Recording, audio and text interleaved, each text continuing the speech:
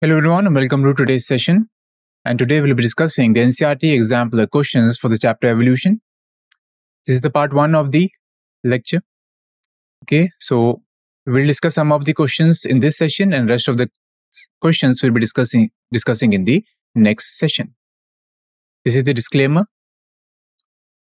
So what are the objectives of today's session? So today we will understand the basic concept related to the chapter Evolution by discussing the NCERT example questions. So these questions, they are based on certain concepts. We will discuss these concepts by discussing these questions.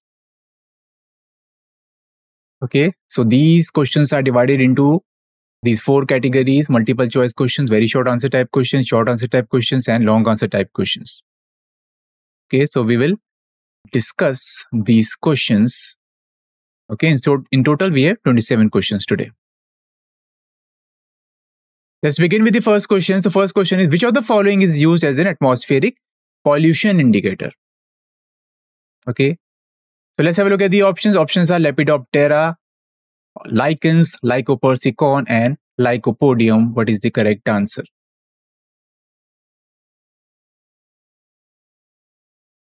Let's have a look at the answer. See, option number B, which is lichens, is the correct answer.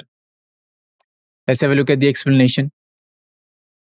Okay, so lichens, they are the atmospheric pollution indicator. They are the biological pollution indicators. So these lichens, they are very sensitive to air pollution. Okay, so they will not grow in areas where the air pollution is high. Okay, that's why they are called as atmospheric air pollution. Okay, this is because they absorb water and nutrients from the air, which make them very sensitive to air quality. Okay, they have the capacity to absorb nutrients as well as from the air. So they cannot grow in polluted areas due to sensitivity to nitrogen and sulfur oxides. Okay, they're very sensitive to nitrogen and sulfur oxides. So this sensitivity makes them reliable indicator of air pollution levels, as they will not survive in areas with high pollution. Okay, let's discuss next question. The theory of spontaneous generation stated that. For more information, you can read NCERT section 6.1. What are the options? Option number, life arose from living forms only. Option number B, life can arise from both living and non-living matter. Then option number C, life can arise from non-living things. And option number D, life arises spontaneously, neither from living nor from the non-living. What is the correct answer here? So let's have a look at the answer. See, option number C is the correct answer here. Life can arise from non-living things only. Okay. So this was the theory of spontaneous generation. Okay, what was spontaneous generation theory? Okay, so this theory suggested that life could emerge from non-living matter. What was the key point of this theory? Obviously, the life arises from the non-living matter spontaneously. This is also known as abiogenesis, life originating from the non-living matter. Okay, so Louis Pasteur disapproved this theory through his experiment. Okay, and he proved that life comes from pre-existing life. So basically, according to spontaneous generation, life can originate spontaneously. Okay, for example, these flies, they appear on the dead meat, or maggots, they appear on the dead flesh. Okay, or mice, they can be seen, you can say, over the grains. So they are saying life is originating spontaneously from the non-living matter. This dead flesh, dead meat, this grain, they are all non-living material. They are saying they are giving rise to this living organisms. So this theory has been rejected now, by Louis Pasteur. So Louis Pasteur performed swan neck experiment.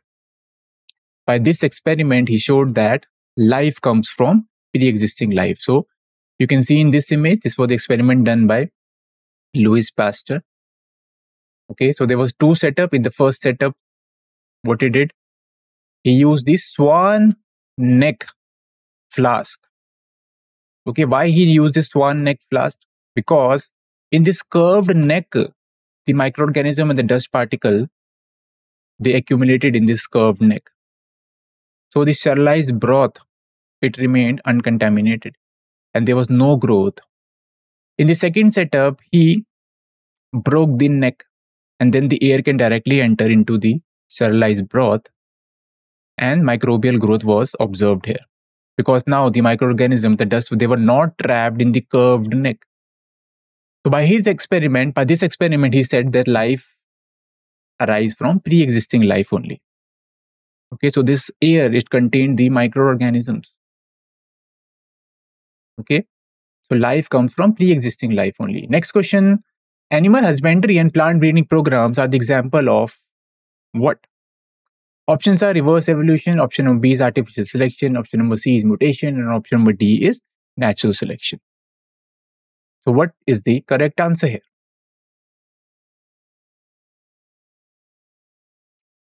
So let's have a look at the answer. See, option number B, artificial selection is the correct answer. Okay. Now, what are the type of selection? See, here artificial selection is a very powerful tool which are used by humans to enhance specific traits in plants and the animals. So here breeders, they play a very crucial role in artificial selection by choosing organism with desirable traits. Okay, so they choose the organism with desired inheritable traits to reproduce. Okay, so the parents, they contain the desirable traits and the mating is done between these parents and the offspring which is produced, which is the hybrid. Okay, that might contain or that might inherit the desirable traits.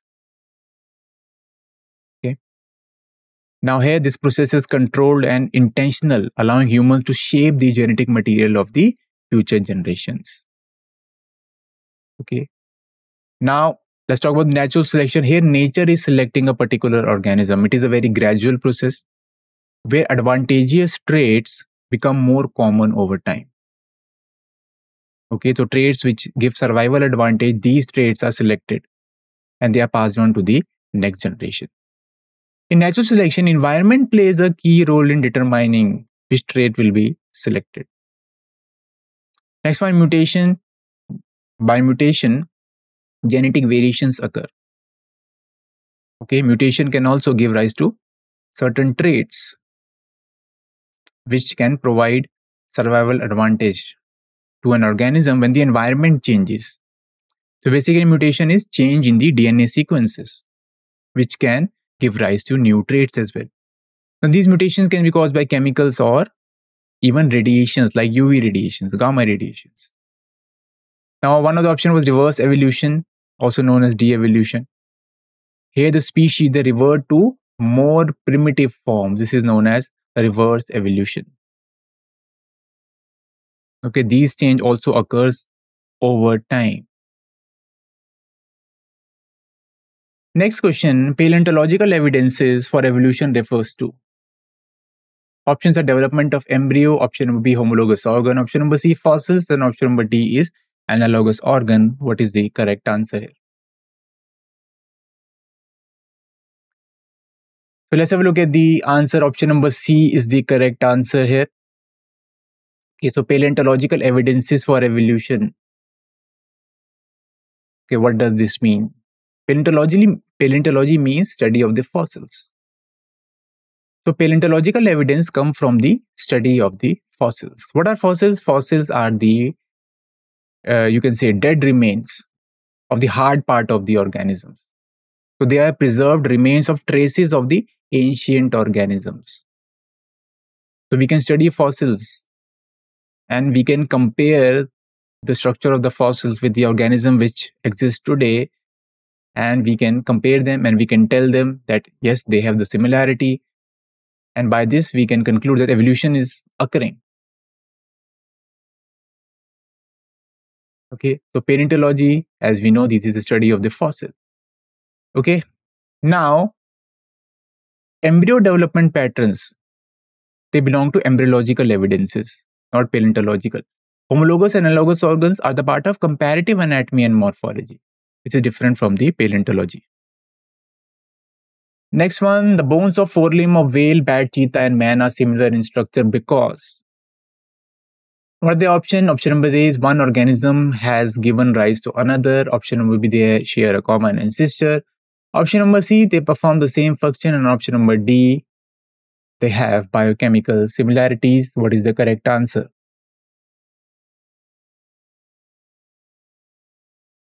So let's have a look at the answer. See option number B, they share a common ancestor. This is the correct answer. Let's talk about homologous organs and divergent evolution. The example is forelimb of different animals. But despite of their function, they share a similar bone structure. Okay, so similar bone structure is present in whale, cheetah, whale, bat, cheetah, and man. So this similarity is due to shared evolutionary history. So they share a common ancestor. Okay, that's why their structure is same, but the function is different. Clear? So here you can see these animals, they share a common ancestor, which is why their forelimbs are structurally similar even though they serve different functions. Different functions but same development pattern results is a result of divergent evolution. So homologous organs, they develop due to divergent evolution, where a species with a common ancestor evolved into different traits to adapt to different environment. Okay, so there was a common ancestor, and what happened? From this common ancestors, various other species evolved. They were adapting to their environment. So they developed traits which helped them to adapt to that environment, and slowly they became different species. Okay, this is the example of the homologous organs in the animals. Okay, this is clear. Now, next question, analogous organ arise due to, what are the options? Divergent evolution, artificial selection, genetic drift, or convergent evolution. What is the correct answer? So let's have a look at the answer. Option number D, convergent evolution is the correct answer. See, analogous organs, they are the result of convergent evolution. Now, these analogous organs, they have functional similarity, but the structure and the origin is different. Okay. So the structure is different, origin is different. Example is wing of insects and birds. Both are performing the same function of flying, but their origin and structure is different. Okay, this is an image showing you analogous organ in some animals. Okay, and these structure, they are used for flying, so they have functional similarity. Okay, now homologous organs, we have seen they arise from divergent evolution. Analogous organs, they arise from convergent evolution. One of the options was genetic drift. Genetic drift is a random change in the allele frequency which can lead to speciation, means formation of a new species, and artificial selection. This was also one of the options. So this creates improved variety of the organisms. Okay, because here we select parents that have desired characteristics. Next question, p square plus 2pq plus q square is equal to 1. This equation represents an equation, okay, which is used in options are population genetics, Mendelian genetics, biometrics, or molecular genetics. So where is this equation used? Let's have a look at the answer. See, option number A, population genetics, is the correct answer here. Okay. So here we'll be talking about Hardy-Weinberg principle. So this principle said that the allele frequencies, they do not change over the generations. Okay, it remains constant from generation to generations. So this Hardy-Weinberg principle, this can be, you can say, represented by an equation which is p square plus 2pq plus q square is equal to 1. Okay. So this represents the allele frequencies in the population genetic. This equation represents the allele frequencies in the population genetic. Means the proportion of different gene versions within a group. Okay, so alleles, they are different form of the genes. So they show gene pool stability across the generations. So the gene pool, that remains stable. The allele frequencies, it remains stable over the generations. If there is a change in the gene pool or allele frequencies, then we can say evolution is occurring. Okay, so allele frequencies remain constant over the time. Next question, appearance of antibiotic resistance bacteria is an example of. So what are the options? Adaptive radiation, transduction, pre-existing variation in the population, and divergent evolution. What is the correct answer? Okay, the question is asking about the appearance of the antibiotic resistance. Let's have a look at the answer. The option number C is the correct answer here, pre-existing variation in the population. Okay, let's talk about the evolution of the antibiotic resistance. See, antibiotic resistance bacteria emerge due to pre-existing variations in the population.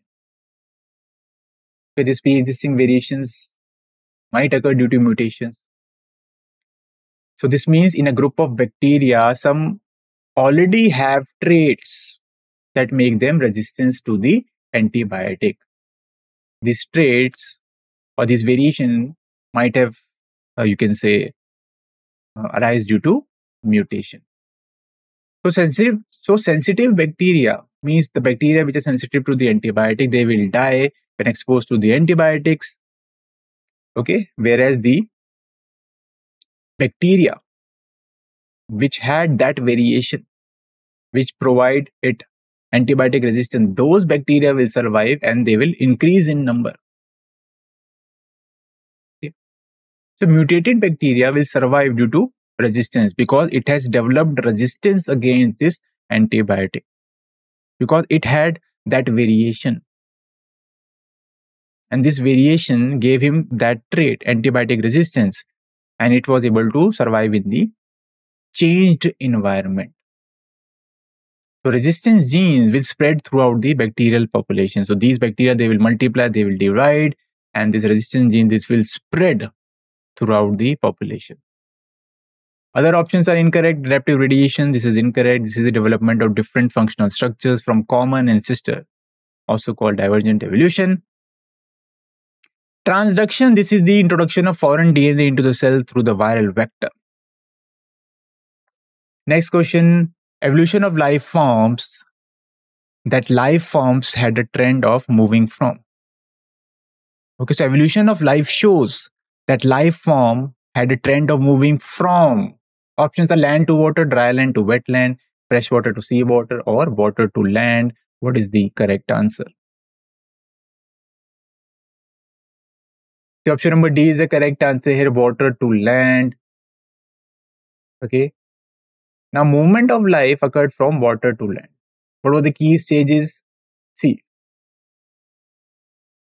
the earliest vertebrates, they lived only in water. The fishes, they were the early vertebrates living only in water. Then came the amphibians. They developed from the fish. They can live in both water and on the land. Then from the amphibians, reptiles evolved. Okay, so these reptiles evolved from amphibians. They are particularly living on the land. Then from the reptile, birds evolved, and then mammals evolved. Okay, so they evolved from reptiles, adapted to flight and land as well. Next option, where were the characteristic of life forms that had been fossilized? Okay, you have to tell the feature, the characteristic of the life forms that has been fossilized. So what are the options? Okay, let's have a look at the answers. See, this is the thinking process first. Fossils are formed and preserved over time, so all organisms are not equally likely to be fossilized. So not all organisms become fossils because certain conditions are required for fossilization. It often happens when an organism is quickly buried in the sediment, okay, and it is protected from decaying. The hard part like bones or shells, they fossilize more easily than the soft tissues. So organisms without these parts are less likely to leave the fossils. Okay. Clear? So hard parts are basically fossilized because they are not decayed, such as bones of the vertebrates or calcareous exoskeleton of the invertebrate. This is a thinking process. Okay, let's have a look at the answer now. See, organisms with hard parts are more likely to become fossils than those without them. The harder the material, the better its preservation in the fossil form. So hard material like bones and shells, they are better at becoming fossils. They don't break down, they don't decay easily. The soft part are they rarely form the fossils, like skin and organs. They quickly decay after the death. Okay, birds and Pterosaurus, they have light bones with air spaces that help them fly, and these bones don't fossilize easily, so we don't find, you can say, fossils of these organisms very easily. Okay, we find fewer fossils of these organisms. Now, mammals, they have bones with some minerals in them, which help their bones to last longer and become fossils as they die. Okay, next question, which is very short answer type question. Okay, this is the second question. Did aquatic life forms get fossilized? If yes, where do we come across such fossils? So let's have a look at the answer. Okay, first of all, there is the thinking process. The geological changes that took place over time transformed many water bodies into solid rocks and mountains. The fossils of aquatic organisms are more likely to be found in the mountains. So there were a lot of geological changes. Lakes turned into rocks and mountains. Okay, let's discuss the answer. See, aquatic life forms get fossilized more easily than land animals because they often die in the water, where sediments cover them quickly, protecting them from decay and preserving their remains. Now, fossils of organisms like sea creatures are found in mountains because these areas used to be underwater. Okay, sea creatures, they were living underwater. Now, over millions of years, geological processes like tectonic plate movements lifted these areas, turning the ancient sea floors into mountains. Now, these fossils were created in the ocean mud. Okay, over time, movements of earth crust pushed them up to form the mountains. Okay, now next question, what are we referring to when we say simple organism or complex organism? Okay, so let's have a look at the answer. Okay, see, simple organisms have primitive and basic structural and functional organization. Okay, simple organisms have basic structure and functions, meaning they are not complex, and they perform only essential activities which are needed for survival. See, complex organisms have more intricate body structure, more complex body structure and systems which are working together to perform various functions which are necessary for the life. Now, over time, simple living things have changed and developed into more complex living things, and this process is called evolution.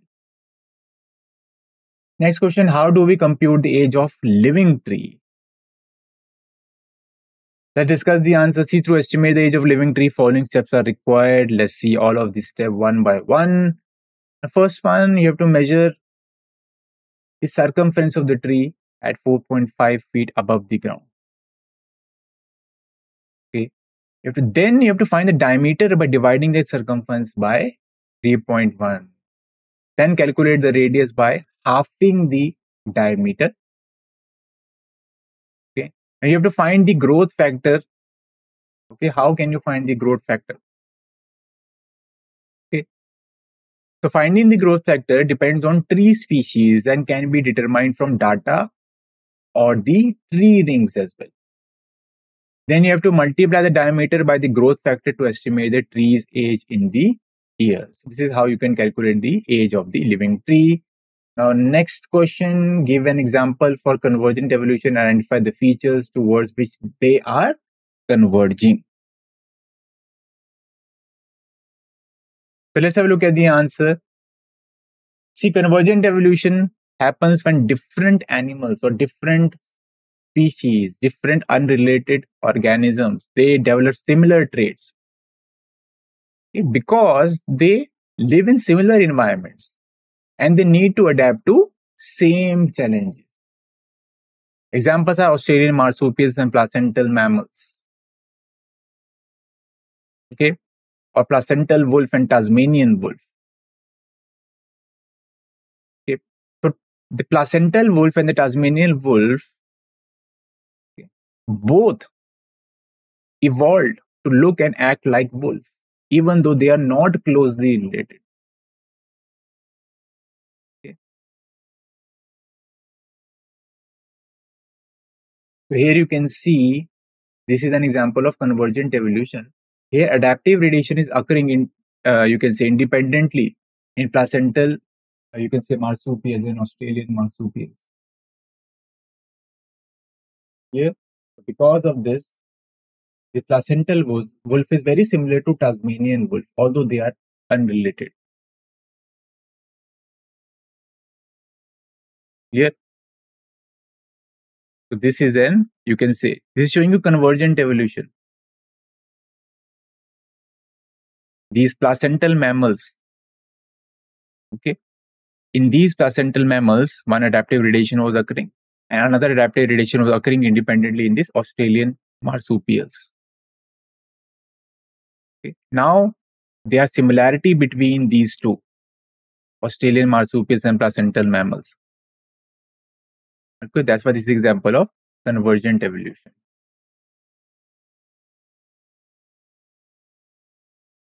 Okay, so now animals, they adapt similarity to what? They adapt similarity to food supply, locomotor skills, and climate by changing their behavior, their bodies, and habits to survive and thrive in their environment. Okay. Now, even though they look same, okay, they move similarly and eat alike, their reproductive systems are still different. Okay.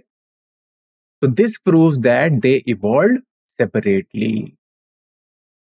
Next question, how do we compute the age of the fossil? So let's have a look at the answer. See, we can do it by radioactive dating. Radioactive dating finds out how old fossils are by measuring the decay of the radioactive elements in them. Now, scientists, they compare the amounts of a naturally occurring radioactive isotope with its decay products to determine how old a material is. So this is because the isotope breaks down into other elements at a steady rate, allowing them to estimate the age based on the proportion of each. Clear? Clear. So common techniques which are used for computing the age of the fossil, first is radiocarbon dating. Okay, the first technique is radiocarbon dating. This method is particularly useful for dating fossils up to about 50,000 years old. This is based on the decay of carbon-14, a radioactive isotope found in the organic materials. The next is potassium-argon dating. This technique is often used for dating volcanic rocks and can be applied to fossils found within those rocks. Okay. Now, important point is that this helps us to date much older fossils over millions of years old. Next one is uranium-lead dating. This is another important method. And this technique is used for dating some of the oldest rock on the earth and can provide ages for fossils that are billions of years old. Okay, it's a key tool for understanding the early history of our planet. Next question, what is the most important precondition for the adaptive radiation?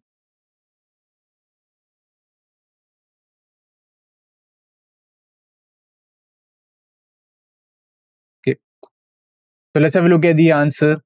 See, most of the variety of life forms on the earth, they came about during periods when many different environments or opportunities were open.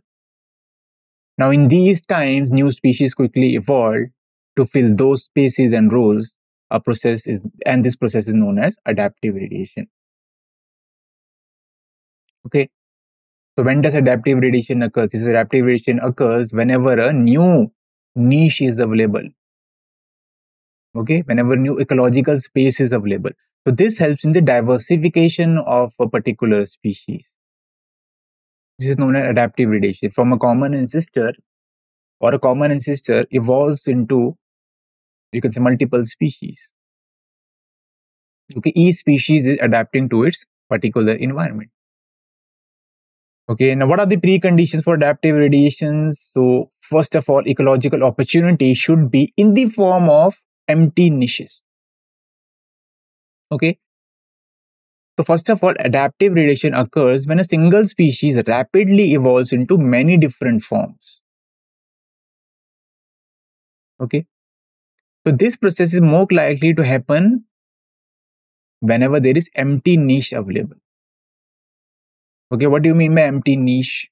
So there are available roles or functions in the environment, and these roles or functions, they are not filled by another species. Clear? So this is one of the prerequisite for adaptive radiation. Second is unexplored resources. So there are plenty of resources like food or space that organism can use, which haven't been used before. Then lack of competition. Now, there aren't many existing species competing for the same resources. So new species have less competition as they evolve to fill different niches.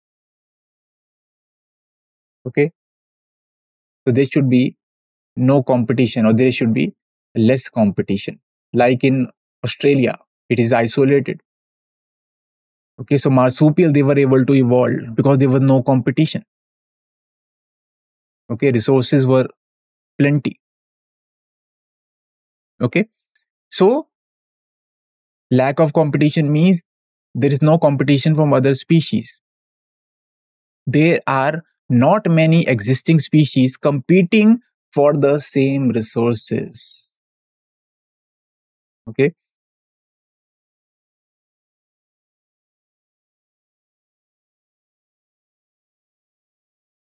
Okay, example is that of Australian marsupials. So marsupial related into diverse forms like kangaroos. Okay. So they are like the grass eaters living in open areas and okay. Then you have the koalas. They are tree dwellers, mostly living in trees and eating leaves. Then you have Tasmanian devils. They act as hunters or scavengers, feeding on other animals. Then you have wombats. They dig and live in the underground burrows. So here you can see in this image adaptive predation of marsupials of the Australia. So there is a one common ancestor. This is the marsupial. You can say there was a common ancestor, and from this common ancestor, you can see different species are evolving. Okay.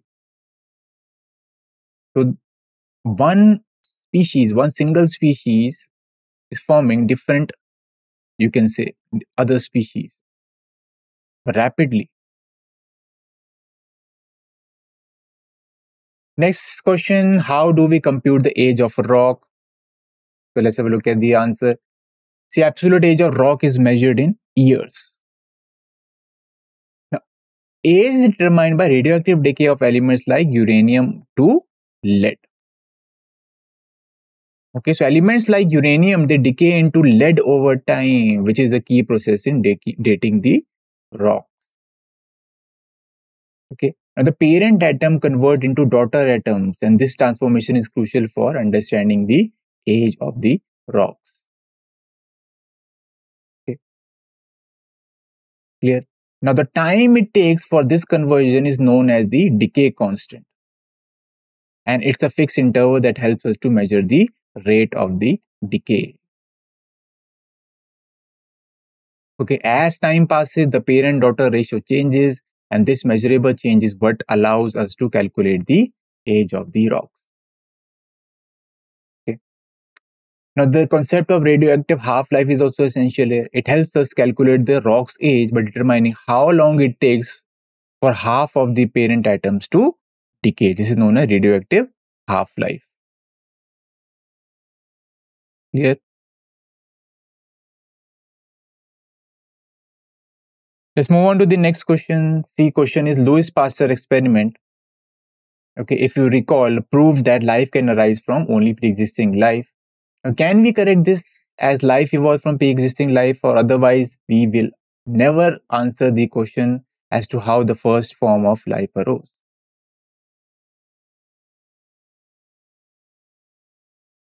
So let's have a look at the answer.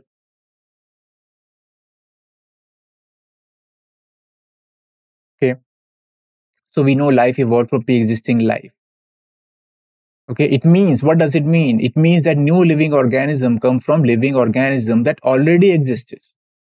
And this idea was supported by Louis Pasteur. Okay, he conducted an experiment which showed that life doesn't just spontaneously appear from non-living things, but rather originate from other living organisms. Okay, so first life appeared through chemical evolution. Okay, what do you mean by chemical evolution? So chemical evolution is the process by which a life first appeared on Earth. So it started with simple inorganic molecules like water and gases that combined to form basic organic molecules like amino acids. And over time, these organic molecules came together to form more complex compounds. Okay, such as proteins, such as DNA, eventually leading to the first simple life form. So this process did not happen over time, but took millions of years of gradual change. Okay, so this led to the formation of simple cells. So inorganic molecules, they combine together to form organic molecules. Okay, these organic molecules, they formed more complex, you can say, compounds, and then there was origin of the first cell, first cellular life forms. Okay, so the complex compound eventually led to the creation of simple cells, and over time these cells evolved into basic life forms and continue to develop into more complex organisms. Now, after life originated, abiogenesis stopped and only biogenesis continued. So once life started, the process of life forming from non-living material, which is known as abiogenesis, it no longer happened because the cells have been created. So what is happening all now? What is happening? All new life forms, they originate from the existing life forms, which is known as biogenesis. So this was the experiment done by Louis Pasteur's Swan-like experiment. By this experiment, he proved that life originates from pre-existing life. The next question: the scientists believe that evolution is gradual. Okay, means it's a very slow process, but extinction part of evolutionary story are sudden and abrupt, and also group specific. Comment whether a natural disaster can be the cause of extinction of a species. So let's have a look at the answer. See, natural disasters can cause species extinctions.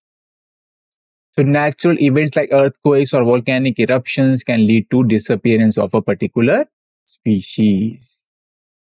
Now, new species evolve to fit the changing ecological niche, while older species, they will disappear.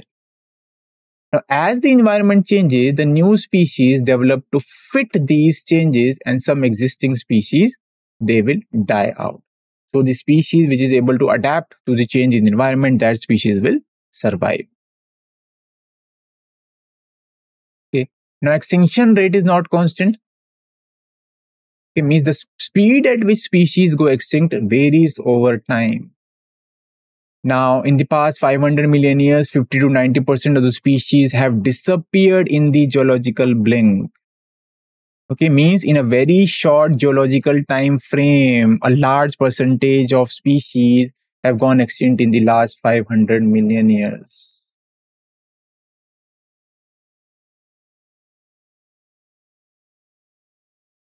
Okay, now mass extinctions, they have often happened because of big natural events. Okay, so these mass extinctions, they have happened due to these natural events. The most researched extinction happened between the Cretaceous and the Paleocene periods around 65 million years ago. Now, this event wiped out the dinosaurs and allowed mammals to become more diverse. Now, scientists think it was caused by huge volcanic eruptions and an asteroid or a comet impact as well. The next question, what is nascent oxygen supposed to be? Why is nascent oxygen supposed to be toxic to the aerobic life form? So let's have a look at the answer. See, nascent oxygen is a very active form of oxygen that quickly interacts with various biological molecules. Now, it consistently causes other substances to lose electrons, and this process is known as oxidation. So it is a permanent oxidizing agent.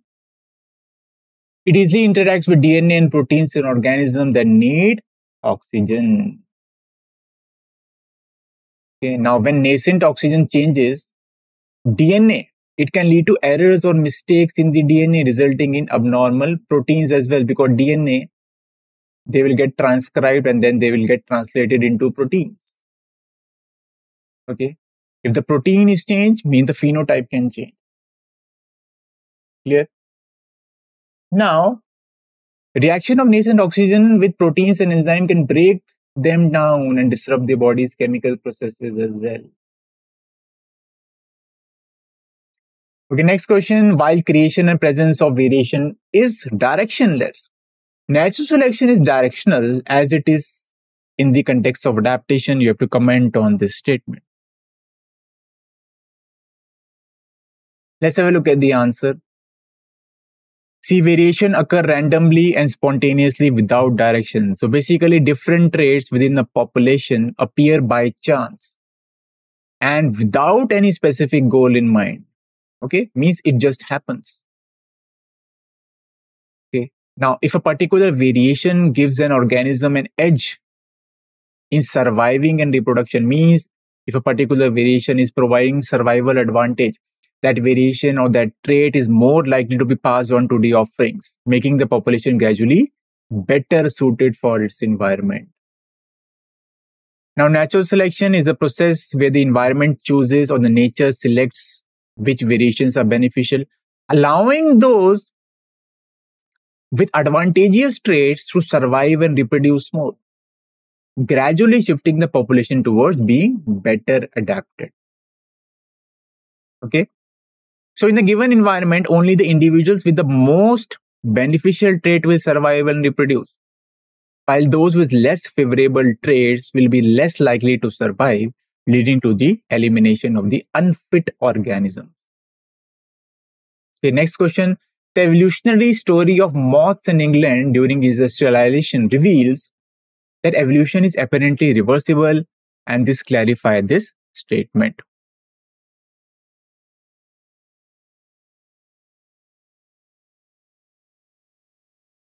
Okay, so let's have a look at the answer. Okay, let's start by looking at the light-colored peppered moth.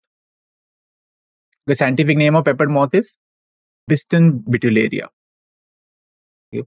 So these moths were commonly found on trees' barks in industrial England. Clear? Their light color helped them to blend in their surroundings. Okay. Now, initially, when there was no pollution, the tree barks were covered with whitish lichens, which provided excellent camouflage for the light-colored moths. Now, this camouflage was crucial for their survival as it helped them to avoid being seen by the predators. However, with the onset of the industrialization, means after industrialization, post-industrialization, what happened? There was an increase in the pollution levels. Okay. So situation changed. Smoke from factories covered the tree barks, making them darker. And the lichen also didn't survive. There was deposition of soot and smoke on the tree barks. Okay, so this change in environment made the white moth more visible to the birds, increasing their risk of predation. Now the black-colored moth, they were able to camouflage, and their number increased after the industrialization. So here you can see in this image, This is showing you white colored and black colored moth. Okay, you can see the white colored moth. Okay, the light colored moth that is camouflaged against the light background, and the dark colored moth that you can say is easily camouflaged against the dark colored background.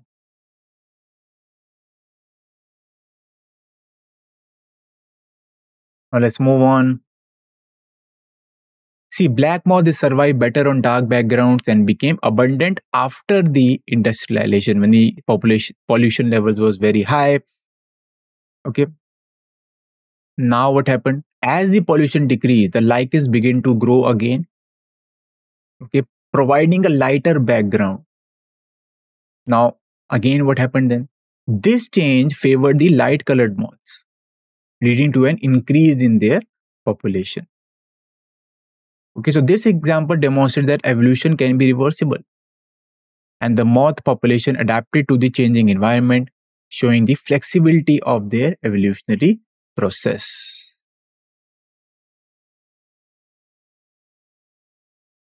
Next question, comment on the statement that evolution and natural selection are end result of consequence of some processes, but themselves are not processes.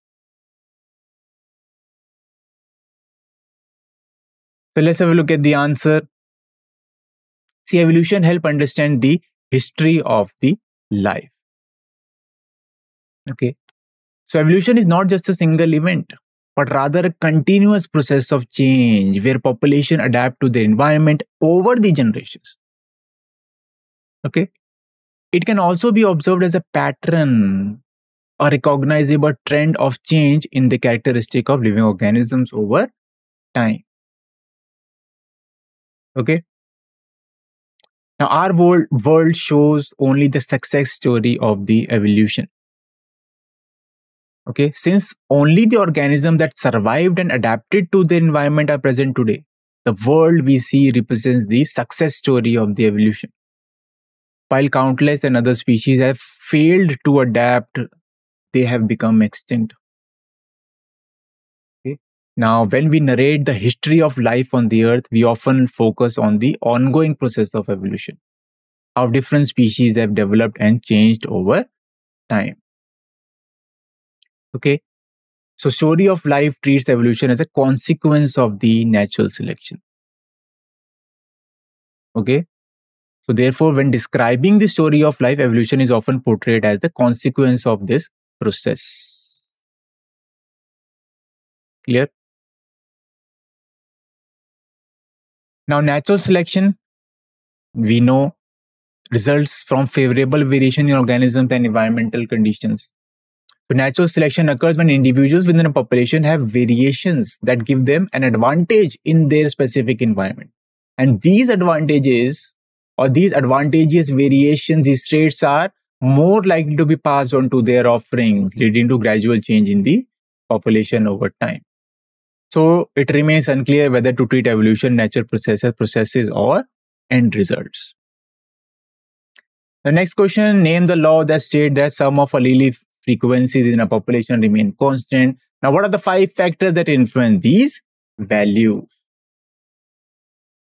Okay, this is a long answer type question. So let's have a look at the answer. Okay. So the law or the principle is Hardy-Weinberg principle. Okay, it states that sum of allele frequency remains stable and constant across the generations. So this means that the proportion of different versions of a gene, okay, it will not change from one generation to next generation as long as certain conditions are met. So allele frequency, they remain stable and constant across the generation. What are alleles? They are different forms of the gene. Okay. So that's why we are saying proportion of different versions of a gene in a population, it will not change. Okay. Now the total sum of allelic frequencies is equal to genetic equilibrium. This means, what does this mean? So this refers to a state known as Hardy-Weinberg equilibrium, where the distribution of alleles in a population remains the same over time, indicating no evolutionary change are happening. And what are the five factors that influence the Hardy-Weinberg equation or principle? First one is the movement of population. It causes gene frequency changes. Okay, the first is gene migration or gene flow. Okay, so this involves movement of the individuals. Okay, which can cause gene frequency to change. And new genes can be added to a population, or the genes can be lost from the original population due to immigration or immigration. Next one is genetic drift. This is a random process that can change the frequency of the genes in a small population. Okay, this happens by chance and can occur when a population is affected by events like migration or natural disasters, which can eliminate certain genes. Okay.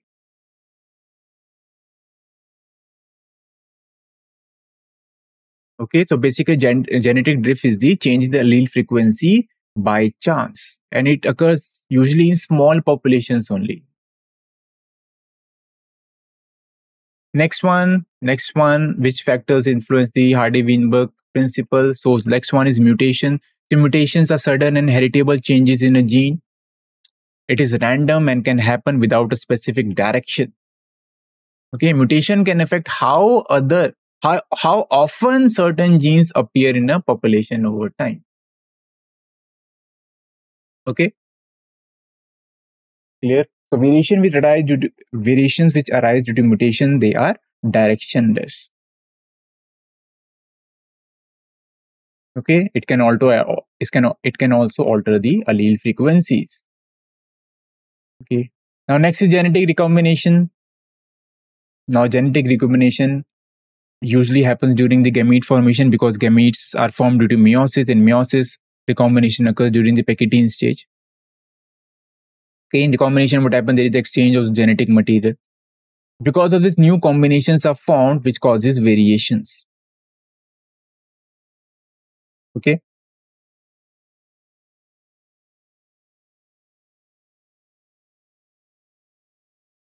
Next one is natural selection. So natural selection is a process where the organism or a species with beneficial traits, they live longer and have more, or they will produce more offsprings.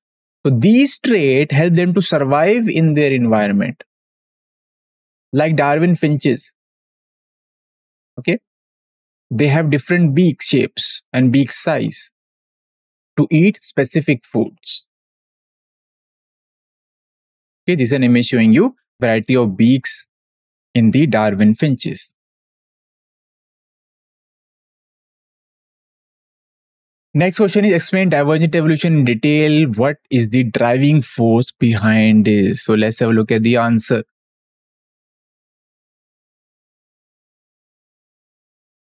Okay, so basically divergent evolution.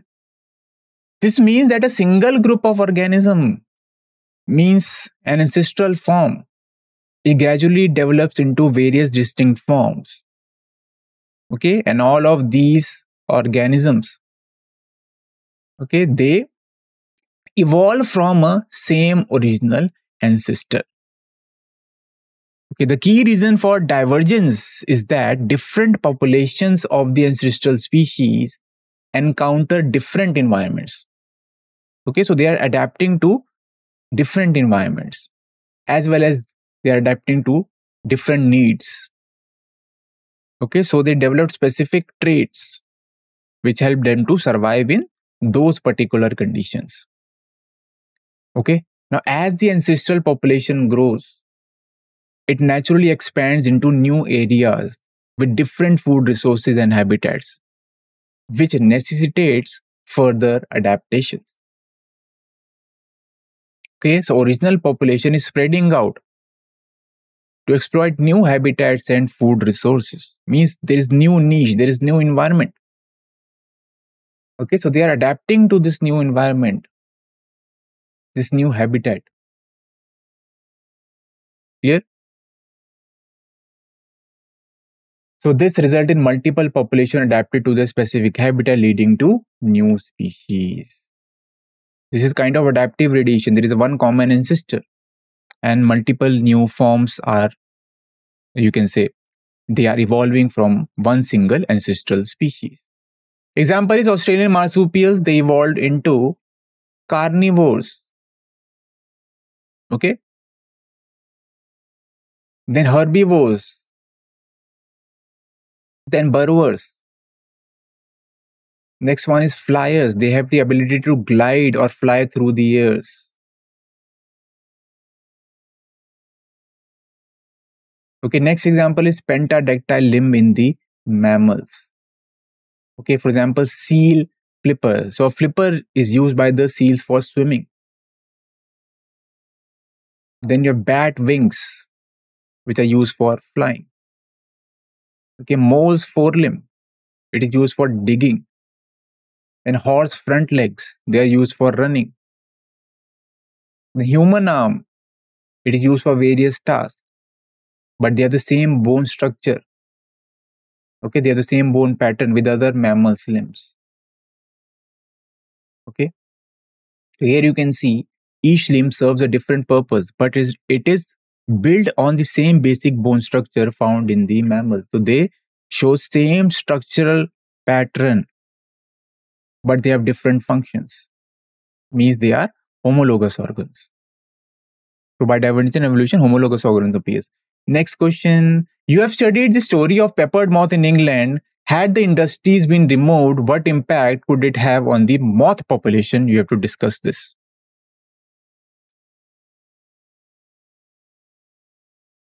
So let's have a look at the answer. Okay, first of all, let's have a look at the thinking process. So prior to industrialization, means before industrialization, most moths were light colored. Now, the light colored helped them to blend in with the lichen covered tree trunks, making it hard for the predators to spot them.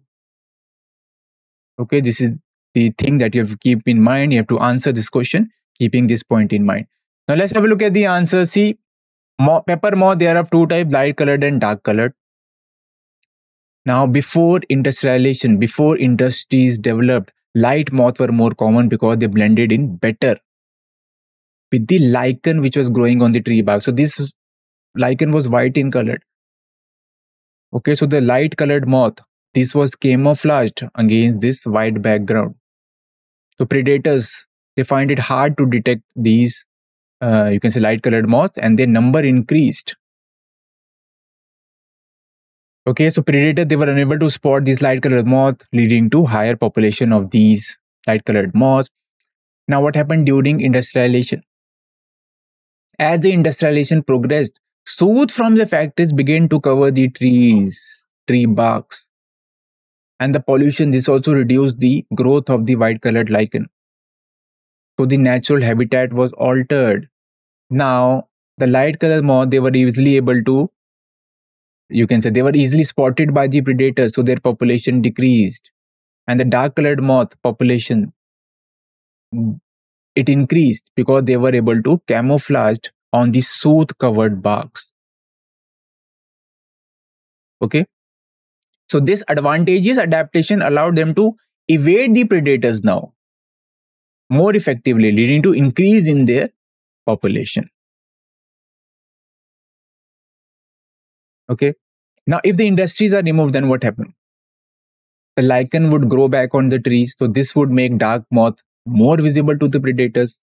So their population would decrease. Okay. In the image, you can see, okay, this is figure showing you white winged moth and dark winged moth, also known as melanized moth, on a tree trunk. Image A, this is in unpolluted areas, and image B, this is in the polluted areas. In unpolluted areas, you can see the light colored moth is better camouflage. In dark colored area, in polluted areas, the dark colored moth is better camouflage. Next question, what are the key concepts in evolutionary theory of Darwin? So let's have a look at the answers. See, first one is ovum production. So organism, they create more offerings that can survive. Okay. So this usually ensures that some will live to continue the species. So that's why there is an overproduction. Okay. They're producing more number of offerings, but the resources are always limited. Okay, resources are limited, so there is an competition. Okay, so there is struggle for existence. So population that is increasing rapidly, it is increasing geometrically, it is increasing exponentially, but the resources like food and space, they are limited. So this creates a competition, and then there is the struggle for existence. Clear? Now, individuals in a population, individual in a species, they are all different, and no two are exactly the same. These variation can arise due to recombination or due to mutations. Okay. Now, the organisms or the species which have beneficial variations, okay, which have these traits which help them to survive in the changed environment, these traits, these variation will be selected. Okay. So there is a survival of the fittest, and then there is natural selection. So only organism with beneficial traits survive and adapt to the environment. And then there is the speciation. So over time, these variations, they get accumulated over generations and lead to the formation of a new species. Okay, so nature keep on selecting certain traits. Clear? These traits are being passed on to the next generation, and eventually there is a formation of a new species. Okay, so with this, we'll end this session. I hope this session was quite knowledgeable for you. We'll meet you in the next session. Thank you very much for listening.